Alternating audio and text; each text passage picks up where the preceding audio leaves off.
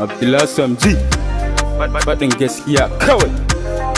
Sauti from 3 Stars Record. Wow.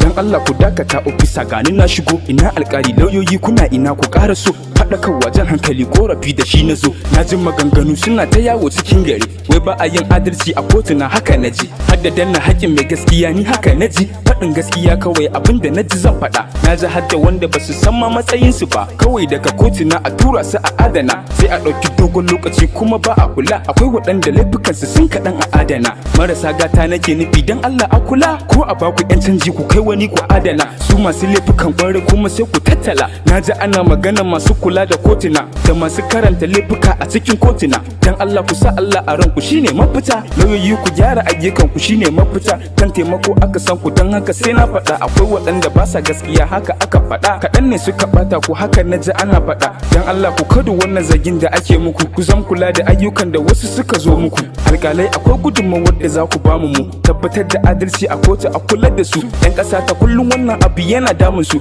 Wai rashin adalcin da ake musu na damun su. Duk sun kai ƙaran mai hali kotu sai a danne su. Shin rashin fuskanta ku ne ba sa yi a kyale su? Dan Allah ku ɗan matsalolin nan da na zo da su. Dan Allah ku tattauna a kansu duk ku gyara su. Kafin na tafi ku sani faɗakarwa ne muku. Na faɗa a fari ba cin zarafi ne muku ba. Faɗin gaskiya kawai aiki na ne in kun kula. Wannan ba matsala bane, yanzu dai ka dakata. Za ka yi ya faɗa mana kotun da ake haka. Karka damu ba matsala bane idan ka faɗa. Za mu je mu dan matakin gyara ne in ka faɗa. Ba amfani na gaya ma kotun da ake haka. In za a gyara yallaɓe wai ya haka.